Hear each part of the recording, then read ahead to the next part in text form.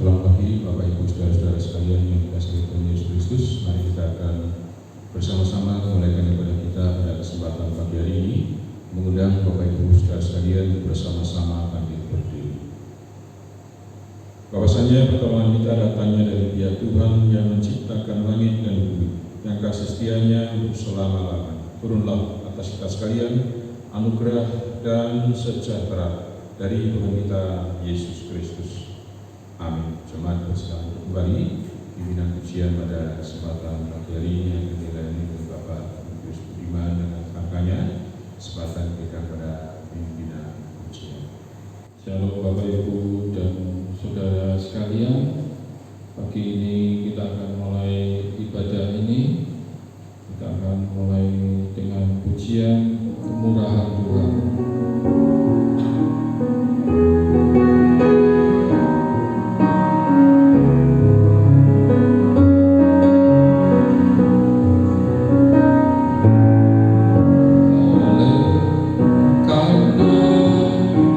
Kemurahan Tuhan tiada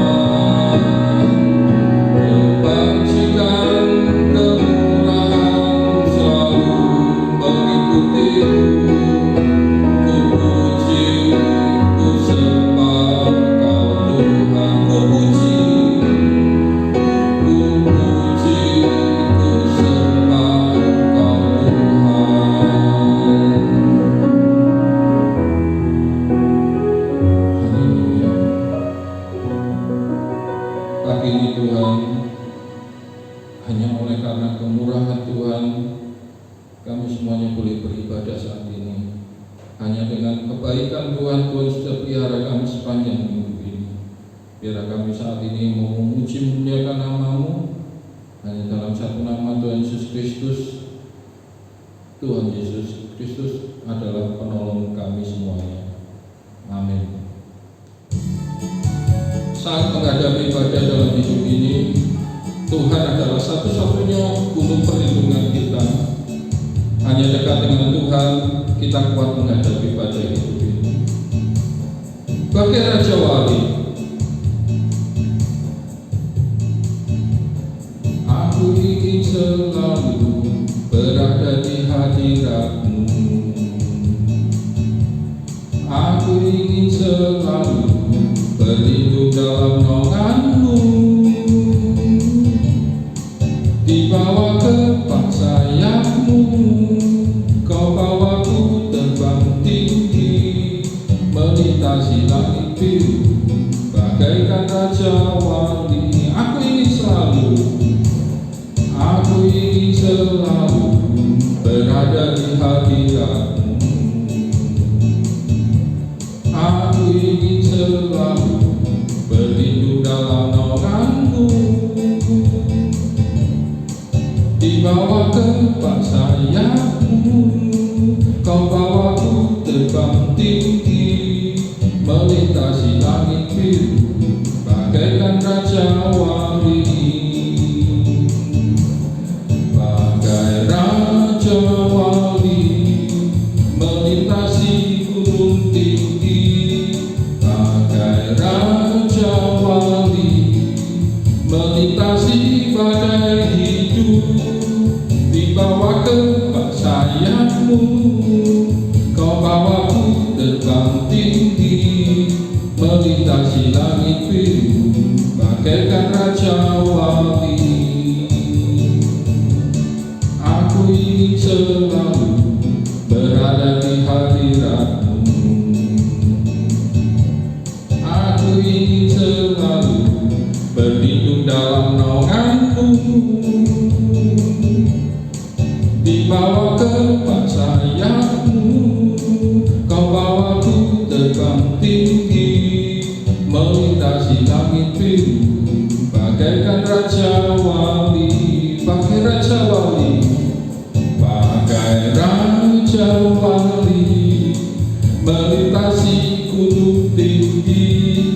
Bagai Raja Wali, melintasi badai hidup, di bawah kepak sayap-Mu. Kau bawaku terbang tinggi, melintasi langit biru, bagaikan Raja Wali.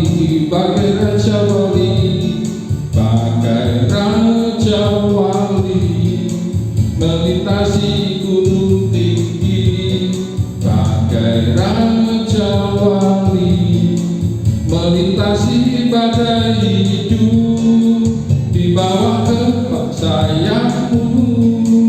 Kau bawaku terbang tinggi, melintasi langit biru, bagaikan Raja Wali. Pagi ini, biar kita boleh selalu ingin tinggal dekat dengan Tuhan, hanya bersama dengan Dia dan di dalam Dia kita akan aman dan tenang. Hanya Dialah gunung batu perlindungan kita. Katakan, bagai Raja Wali melintasi gunung tinggi.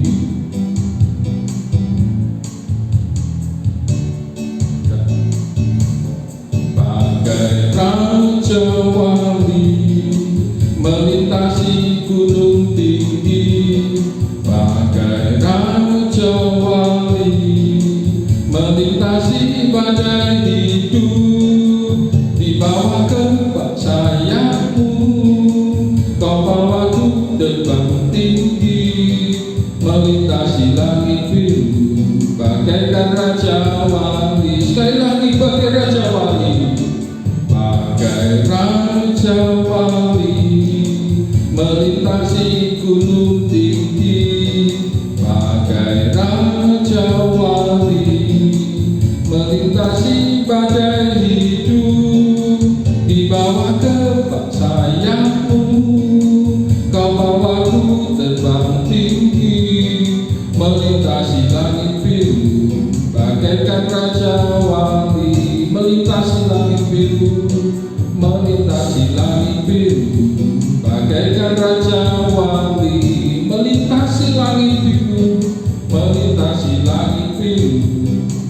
bagaikan raja wali.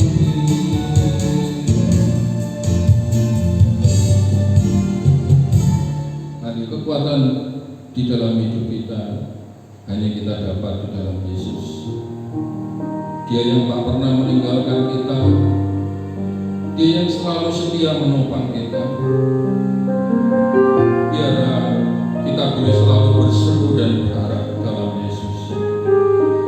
Kita akan mendengarkan firman Tuhan, kita akan pujikan lagu dalam Yesus.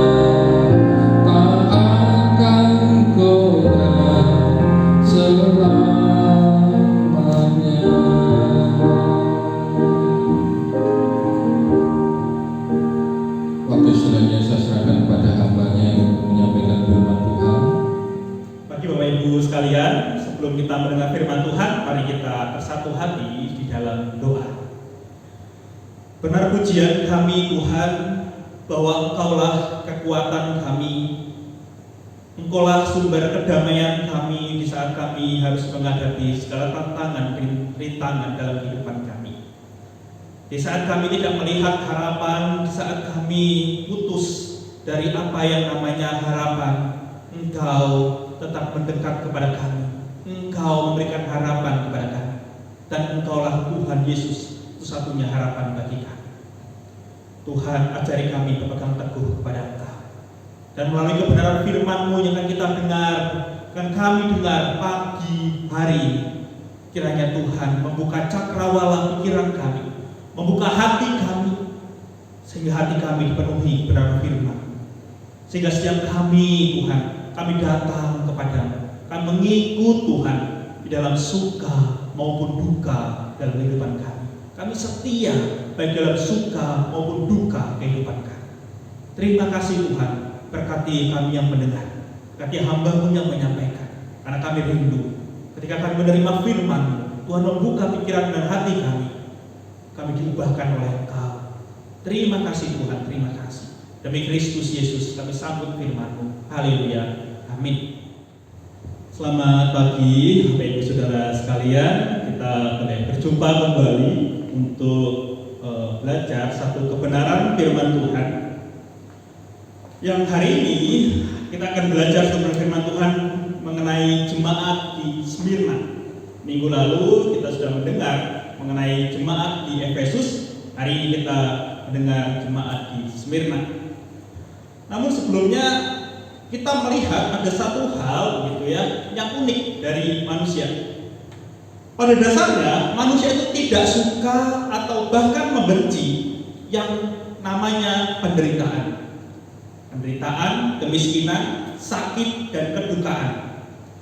Penderitaan ini lebih sering kita sebut sebagai kutuk, gitu ya, sebagai kutukan, daripada kita harus percaya atau menganggap itu datangnya dari Tuhan, atau setidaknya Tuhan mengizinkan penderitaan itu hadir di dalam kehidupan kita. Kira-kira seperti itu. Bahkan biasa yang terlintas di dalam pikiran kita begini, ikut Tuhan bukankah harus enak? Ikut Tuhan bukankah harus enak? Begitu ya. Kok malah menderita? Bukannya Tuhan itu pencipta dari segala sesuatu, Dia pemilik dari segala sesuatu, Dia sumber dari segala sesuatu, dan kita ini adalah anak-anaknya. Loh kenapa? Kok aku harus menderita? Itu sering terlintas dalam pikiran kita. Bahkan sampai muncul yang namanya teologi sukses.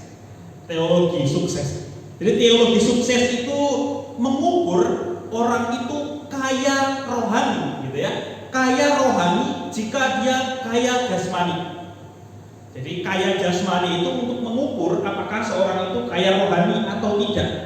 Tentu itu tidaklah benar. Seorang yang bernama Herman Hoeksema, dia mengatakan seperti ini, Bapak Ibu, kata yang sangat baik sekali. Dia berkata begini, adalah pada saat badai menderu di hutan, maka pohon ek, ada satu jenis namanya pohon ek, menanamkan akarnya lebih dalam dan lebih teguh ke dalam tanah dan dikuatkan. Begitu juga pada saat badai penganiayaan menyapu gereja, maka gereja menancapkan akar dari imannya lebih dalam ke dalam Kristus dan secara lebih sadar mengambil kekuatan dari Dia dalam hidupnya. Karena pada saat kesukaranlah gereja diajar berpegang erat pada rajanya yang berkuasa dan mencari segala-galanya di dalam Dia. Itu perkataan yang sangat baik sekali.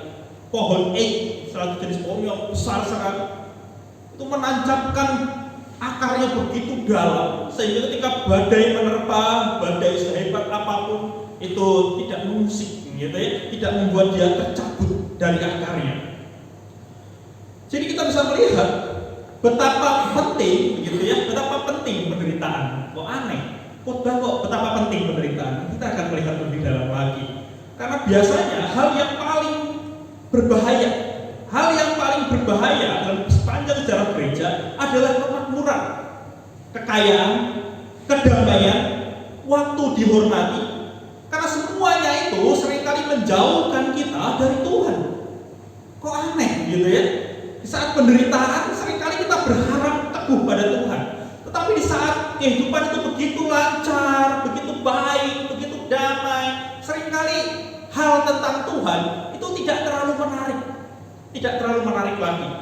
Bahkan Tuhan tidak terlalu menarik di saat kondisi yang seperti ini. Tetapi kalau kita disuruh jujur Bapak Ibu, kalau kita disuruh jujur, pilih yang mana? Maka kalau pilih menderita atau senang, ya kita pilih yang senang.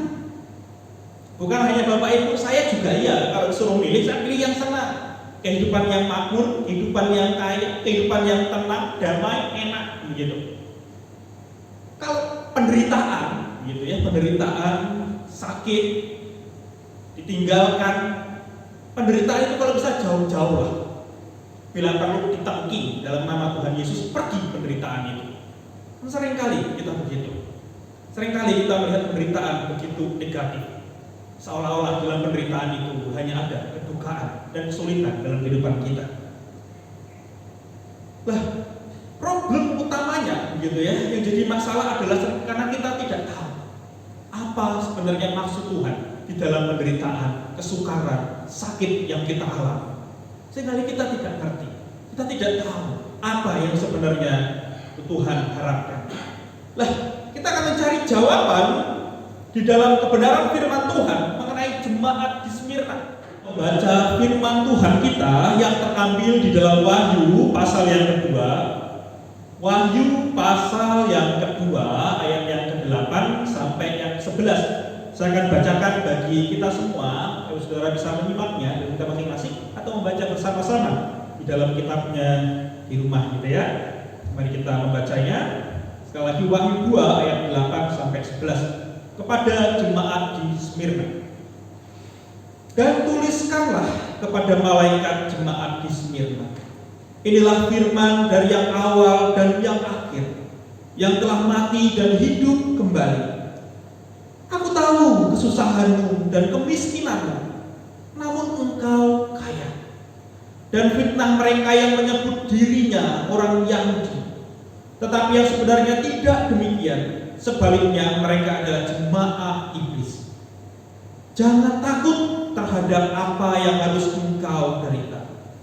Sesungguhnya iblis akan melemparkan beberapa orang dari antaramu ke dalam penjara supaya kamu dicobai dan kamu akan beroleh kesusahan selama 10 hari. Hendaklah engkau setia sampai mati, dan aku akan mengaruniakan kepadamu mahkota kehidupan. Siapa bertelinga, hendaklah ia mendengar apa yang dikatakan Roh kepada jemaat-jemaat. Barang siapa menang, ia tidak akan menderita apa-apa oleh kematian yang kedua. Sampai demikian jauh bacaan firman Tuhan pada pagi hari ini. Bapak Ibu, kalau kita mengamati pada pembacaan kita Wahyu 2 ayat 8 dan 11, maka kita akan mendapati satu struktur gitu ya. Mungkin Bapak Ibu tidak pernah mendengarnya. Makanya struktur kiasmus. Lalu kiasmus itu ada kesamaan-kesamaan dan memiliki inti di tengahnya. Jadi inti dari apa yang kita baca ini di tengah-tengah. Tengah-tengahnya itu yang mana sih? Ayat yang ke-10 Bapak Ibu. Ayat ke-10. Bunyinya begini, ayat 10. Jangan takut terhadap apa yang harus engkau derita. Sebuah kalimat yang begitu mengejutkan di telinga kita. Loh, Tuhan Alfa yang Omega, yang bangkit dari kematian, Allah sumber dari segala sesuatu, kok berkata jangan takut terhadap penderitaan. Seolah-olah kita ini dibiarkan gitu ya, seolah-olah kita dibiarkan, kita mengalami yang namanya penderitaan. Seolah-olah Tuhan memang mengizinkan. Bahkan memang benar kalau kita membaca dalam Alkitab secara keseluruhan, Allah itu mengizinkan. Berarti kita bisa melihat bahwa penderitaan di dalam kacamata Tuhan bukanlah sesuatu yang benar-benar buruk. Gitu ya. Penderitaan bukan sesuatu yang benar-benar buruk. Tentu ada keanehannya. Kita akan melihat lagi gitu ya, akan melihat lagi dengan lebih jelas.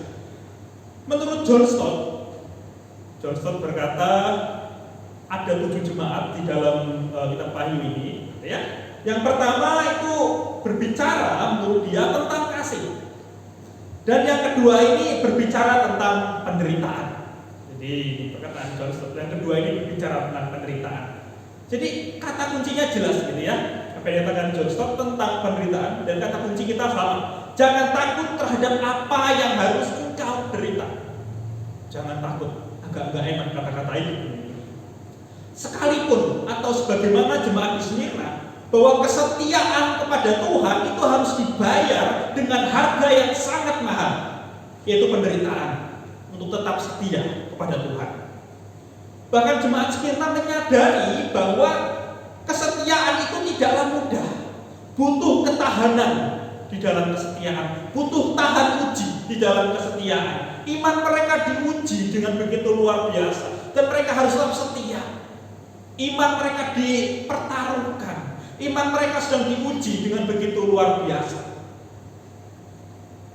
Kalau kita melihat di zaman sekarang, kita melihat apa yang kita baca, maka kita tahu, saudara, bahwa tidak ada jaminan bahwa orang semakin tua itu semakin ia menjadi rohani. Itu bukan jaminan. Bukan berarti semakin tua semakin rohani. Tidak ada jaminan pula semakin lama seorang menjadi Kristen, kerohaniannya semakin matang. Tidak ada jaminan, Bapak Ibu. Sekalipun lama menjadi orang Kristen, tidak menjamin bahwa orang itu dewasa secara rohani.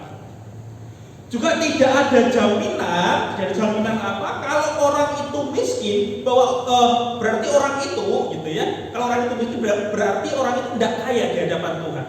Tidak jaminan. Tidak jaminan juga bahwa orang yang kaya begitu berarti miskin di hadapan Tuhan. Artinya rohanianya miskin. Tidak juga. Artinya kita tidak bisa mengukur seseorang itu, orang itu kurang punya, hidupannya susah, kerohaniannya kecil sih, imannya tidak kuat, maka mujizat tidak terjadi di hidupnya. Belum tentu.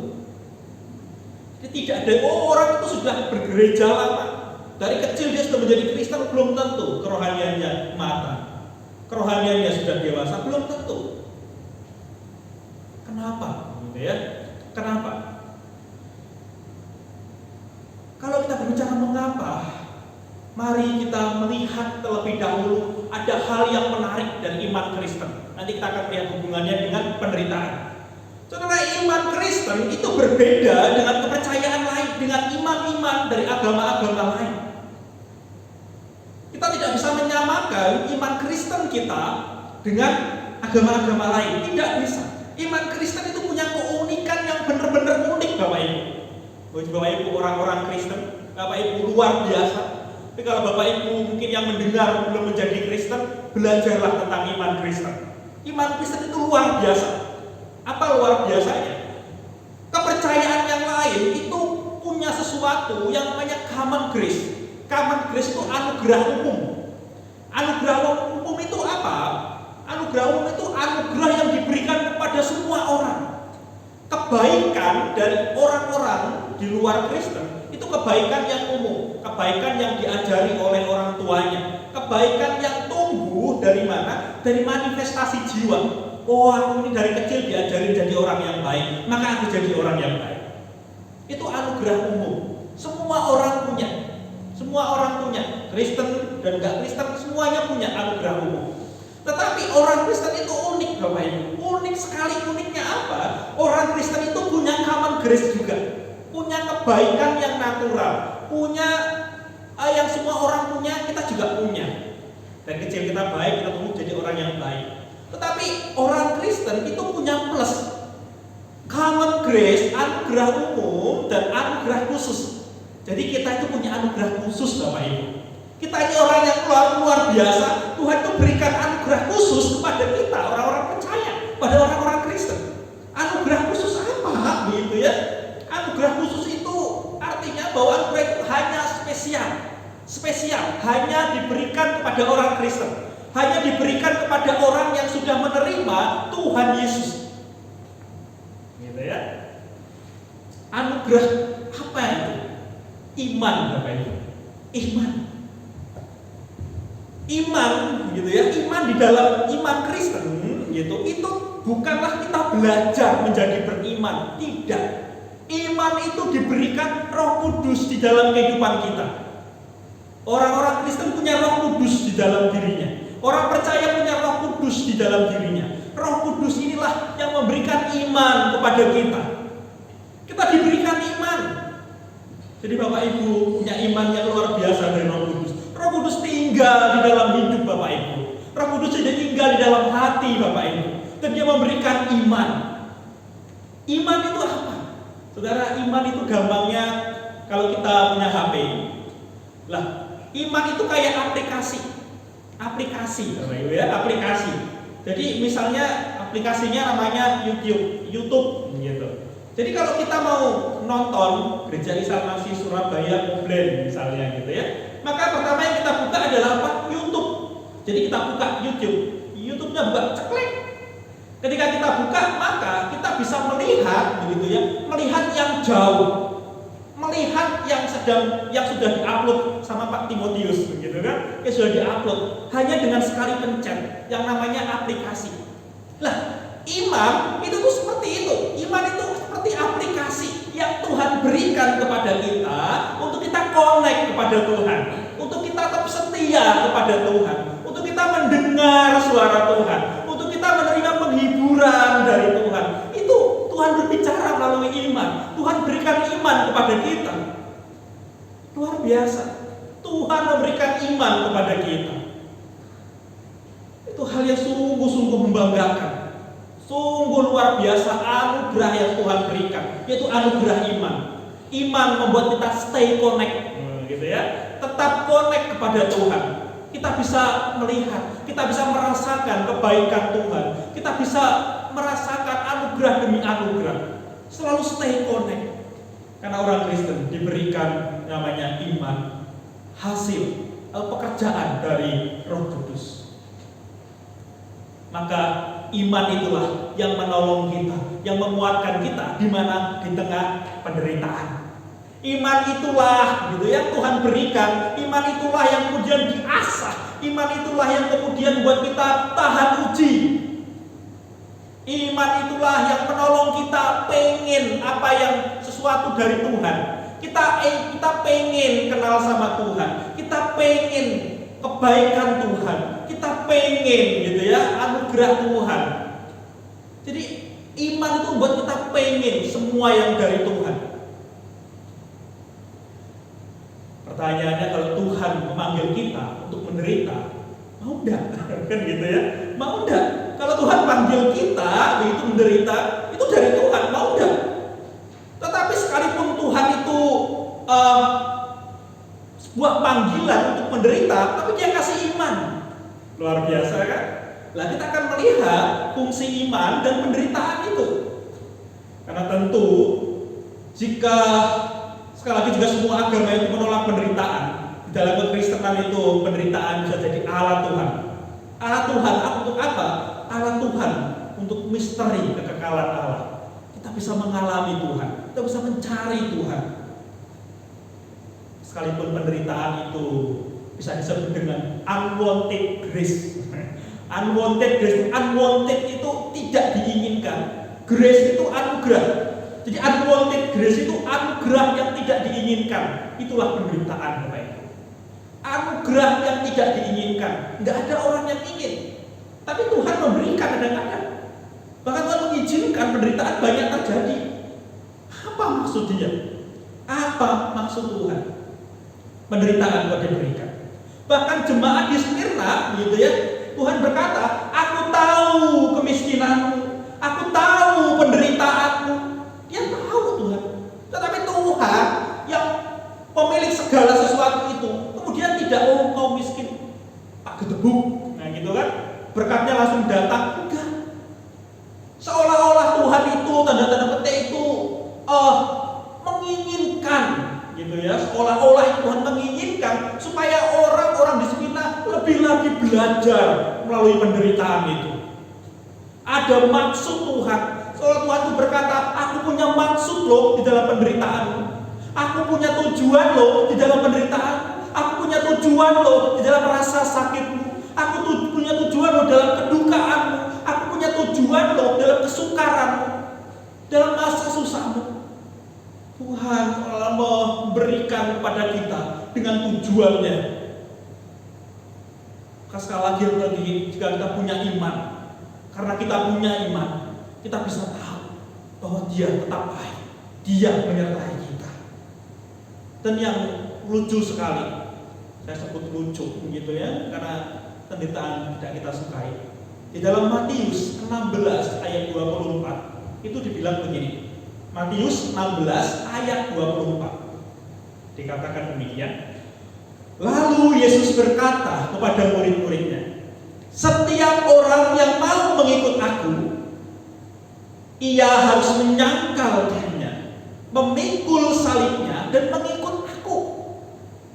Ini sebuah ajakan, sebuah hal yang tidak dapat dihindari. Kalau mau ikut Tuhan, ya ini jalannya.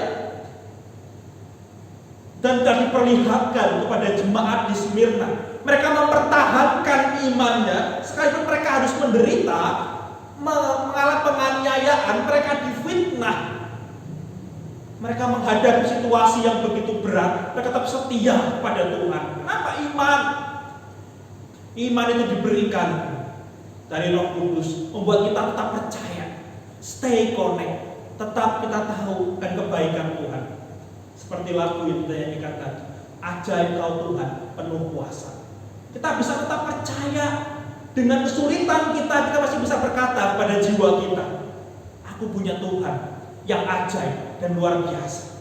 Sekalipun dalam kondisi apapun, kita masih bisa connect pada Tuhan.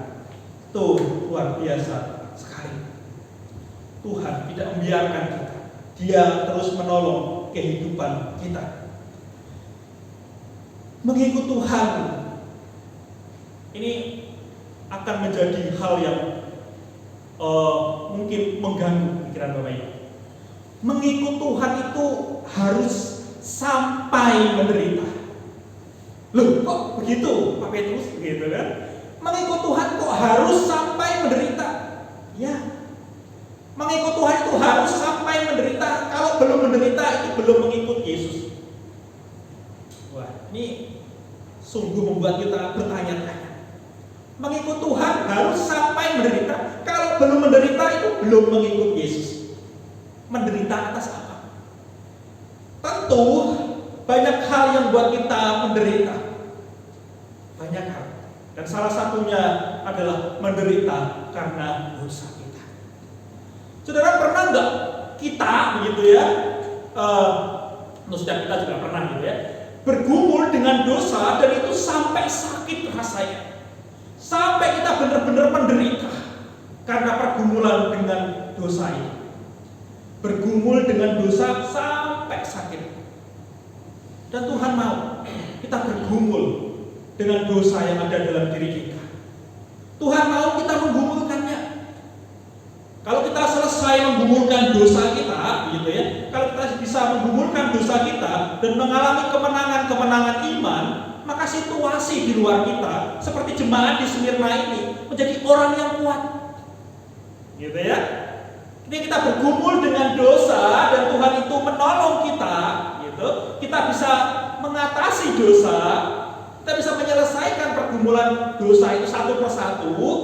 Maka ketika kita hidup di luar, sekalipun ada tantangan dan rintangan, ada pencobaan, ada kesulitan, kita tetap stay connect sama Tuhan, tetap percaya kepada Dia, tetap terhubung dengan Tuhan, tetap tinggal dalam Tuhan.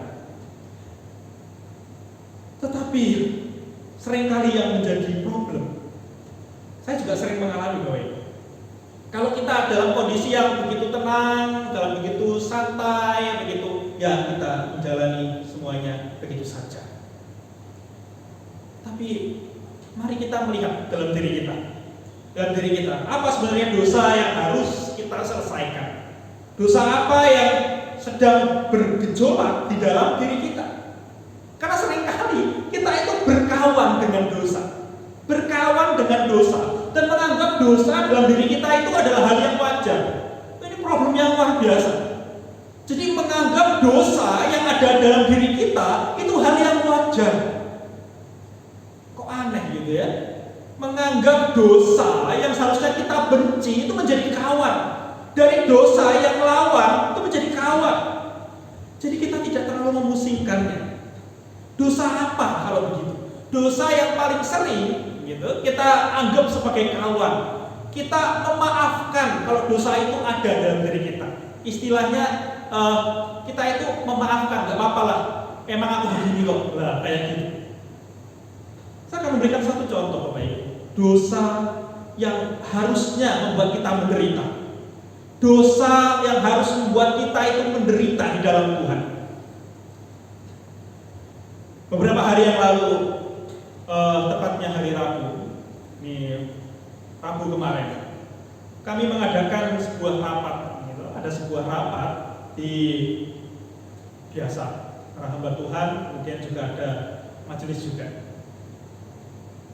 Ketika rapat itu berjalan, gitu ya.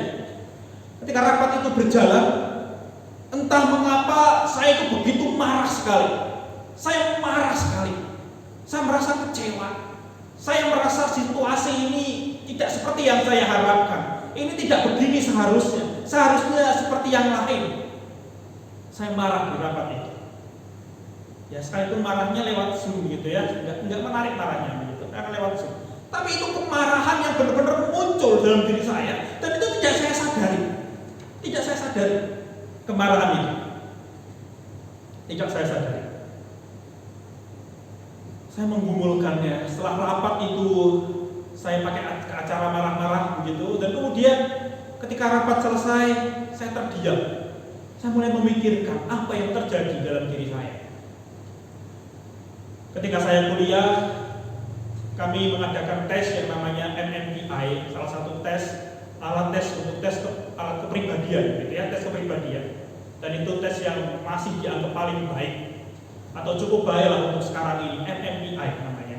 Apakah saya punya abnormal, apakah saya punya disorder, gitu ya, kelainan-kelainan. Nah, itu alat untuk ngetes kelainan dalam kepribadian dan kelainan yang lain. Nah, waktu dites tidak ada Bapak Ibu. Cuman ada salah satu yang menonjol. Ada salah satu kepribadian saya yang paling menonjol dari yang lain. Kepribadian apa itu? Kepribadian untuk tidak mau taat. Namanya kepribadian itu pemberontak. Saudara, saya itu punya kepribadian yang namanya pemberontak. Jadi ketika ada situasi yang tidak sesuai dengan pikiran saya, begitu, seringkali langsung marah. Langsung saya pengen, kalau enggak ini pokoknya enggak, kalau enggak ini pokoknya enggak bisa begini. Alasannya ini, begitu. Tapi kadang alasan itu tidak logis. Saya terlalu impulsif. Impulsif itu terlalu menekankan emosi, terlalu perasaan, baper, saudara. Namanya istilah kerennya baperan gitu. Jadi ketika situasi tidak berjalan seperti yang saya harapkan, saya baper, saya marah, saya emosi, saya lawan bila perlu. Di hari Rabu kemarin, saya terkaget-kaget, saya menyadari akhirnya pemberontakan saya keluar. Kemarahan itu keluar. Situasi yang mungkin saudara tidak pernah lihat, tapi seringkali saya juga menyimpan kemarahan-kemarahan. Dan waktu itu terungkap begitu saja, keluar begitu saja. Tidak saya pikirkan efeknya apa. Saya begitu menderita. Sudah sekian lama, 4 tahun saya berjuang untuk belajar mengelola emosi saya, dan nggak berhasil. Kalau ada keberhasilan, ya ada sedikit, tapi itu pelan prosesnya, sulit sekali. Saya kemudian memikirkan dalam kondisi yang seperti itu, dari mana asalnya? Dari mana asalnya kemarahan saya itu? Mengapa saya begitu menderita? Saudara, kemarahan saya itu muncul dari saya sejak kecil. Jadi sejak kecil ayah saya itu keras sekali kepada saya. Ayah saya keras sekali. Dia suka main pukul. Dia kalau pukul jarang sekali pukul badan. Kalau pukul badan pakai rotan. Selalu dia pukul di bagian kepala. kemarahan demi kemarahan bertahun-tahun. Sampai setidaknya hampir 16 tahun saya menyimpan kemarahan kepada orang tua. Saya menyimpan kemarahan kepada sosok ayah yang seharusnya menjadi pelindung bagiku, tapi dia menjadi ayah yang dalam tanda petik tidak bertanggung jawab terhadapku. Sampai ketika saya SMA, umur 18 tahun, saya bisa memaafkan ayah saya. Saya bisa memberikan pengampunan kepada ayah saya. Tetapi saudara, tetapi efek dari seorang ayah, efek dari keluarga ini terbawa sampai sekarang. Efek ini tidak gampang menghilangkan. Kemarahan saya itu menjadi sebuah seperti karakter yang sulit sekali diubah. Sulit sekali saya mengubah menjadi seorang pribadi yang lebih tenang, menjadi pribadi yang lebih pemikir daripada cepat kemudian marah-marah. Karena memang saya orang lebih cenderung kepada feeling daripada thinking. Saya lebih merasakan baperan daripada orang yang suka mikir. Itulah kepribadian saya. Itu pergumulan saya di hadapan Tuhan. Saya bergumul di SDTR itu, di kampus sampai 3 tahun. Pelan-pelan proses itu. Dan seringkali sulit sekali. Seringkali ketika dia muncul dan itu merusak relasi saya dengan orang lain. Itu penderitaan yang saya harus alami. Tetapi saya tidak mau tinggal diam. Itu penderitaan saya dan saya harus menyelesaikan di hadapan Tuhan. Itu dosa dalam diri saya. Dosa yang terus berkecamuk. Seorang mungkin pribadi yang pemarah, yang seringkali merusak relasi dengan kemarahan. Itu dosa yang ada dalam diri saya. Dan sulit sekali saya menghilangkan. Sulit sekali saya menyelesaikan. Dan saya berjuang. Saya berjuang bersama dengan Tuhan sesulit apapun. Saya terus belajar. Saya terus koreksi diri saya sendiri. Artinya Bapak Ibu, bahwa setiap kita memiliki penderitaan masing-masing. Tetapi penderitaan di luar yang eksternal, kemiskinan, kesulitan, semua orang menghadapi. Tetapi apakah kita juga menderita karena dosa-dosa kita? Kita menderita karena kita menggumulkan dosa kita. Bahkan di dalam doa saya, doa yang aneh begitu. Doa saya minta pada Tuhan. Tuhan, berikan aku pergumulan. Tuhan, berikan aku kesulitan. Tuhan, berikan aku masa-masa di mana aku bergumul dengan Tuhan. Berikan aku pergumulan Tuhan. Kalau aku lupa untuk bergumul, cambuklah aku supaya aku ingat bergumul pada Tuhan. Saudara, itu doa saya pada Tuhan. Setidaknya ketika saya masuk di sekolah Reform, saya minta pada Tuhan, Tuhan berikan pergumulan kepadaku.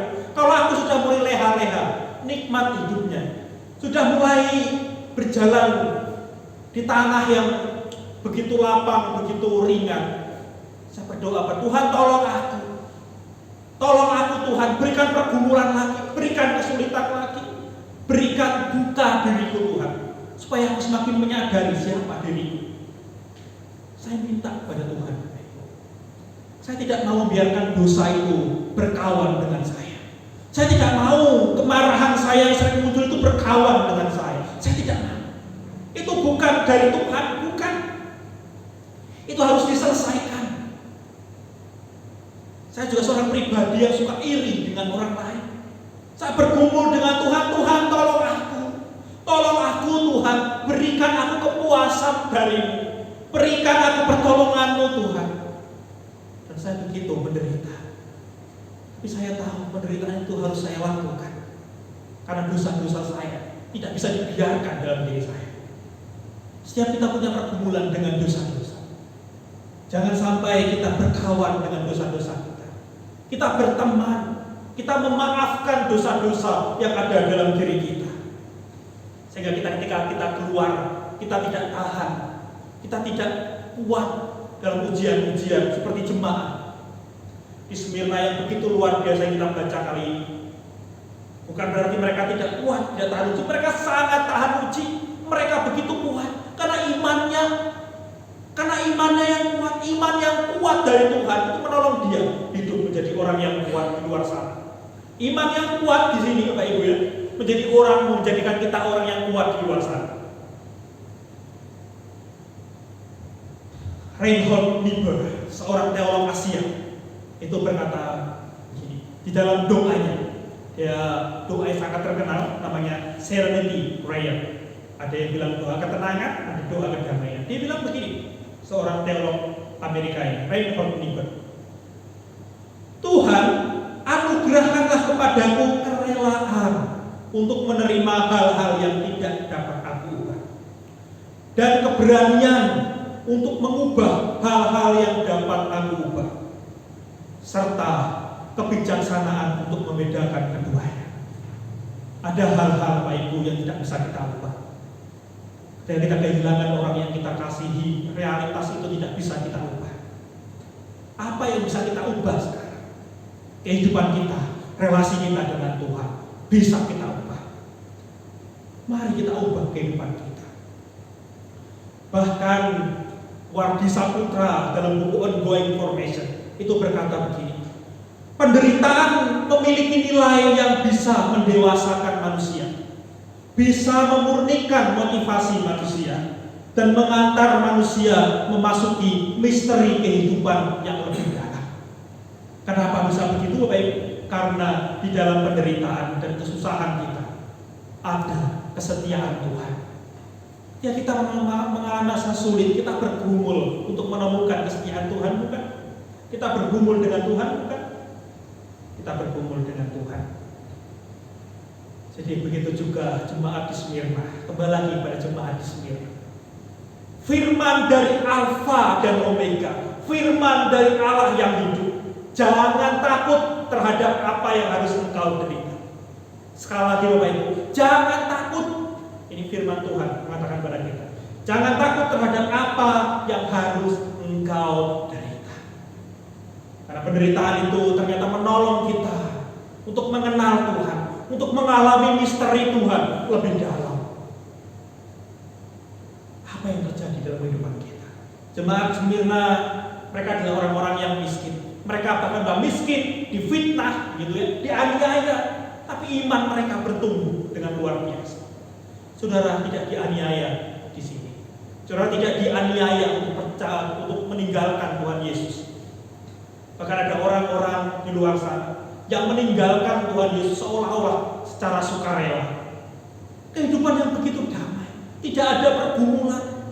Mari kita bergumul dengan diri kita, bergumul dengan keadaan kita, bergumul kepada Tuhan. Karena itu sekali lagi penderitaan itu menghidupkan kerohanian kita. Sekali lagi kerohanian, penderitaan itu menghidupkan kerohanian kita. Penderitaan yang kita alami di luar ataupun dalam diri kita, itu menghidupkan kerohanian kita, menumbuhkan kerohanian kita, mendewasakan kerohanian kita, dan terakhir menjadikan kita serupa dengan Kristus. Saudara, sebagai seorang hamba Tuhan, saya juga punya banyak kelemahan. Saya punya banyak pergumulan. Pergumulan eksternal yang di luar, pergumulan dalam diri saya sendiri. Tidak hanya Bapak Ibu yang pergumulan, hamba Tuhan pun juga banyak pergumulan. Saya bergumul dengan diri saya sendiri. Menangis dengan pergumulan adalah hal yang biasa. Bertanya kepada Tuhan, Tuhan mengapa? Adalah hal yang biasa saya lakukan. Kadang saya tidak sanggup menghadapi pergumulan-pergumulan dalam diri saya sendiri. Tapi iman yang Tuhan berikan, Dialah yang memberikan kekuatan kepada saya. Dan iman yang sama juga diberikan kepada Bapak Ibu. Iman kita berasal dari satu Tuhan, satu Roh Kudus.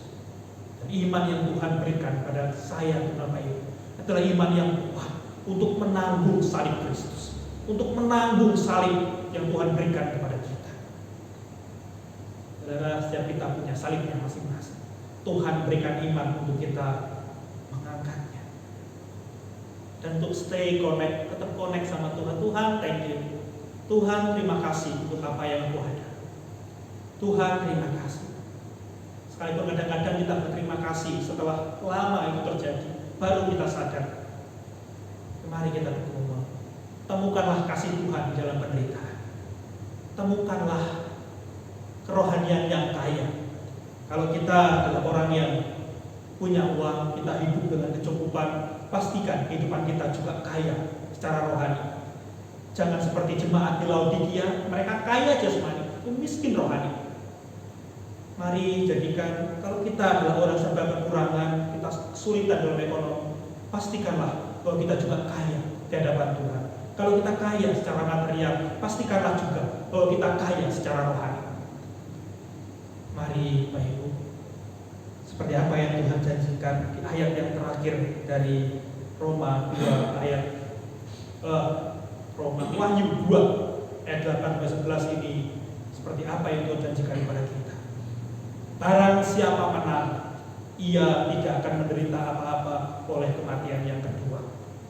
Barang siapa menang, setia, terus bergumul pada Tuhan, untuk bertahan dalam penderitaan bersama dengan Tuhan, saudara adalah orang-orang yang menang, bahkan lebih dari pemenang.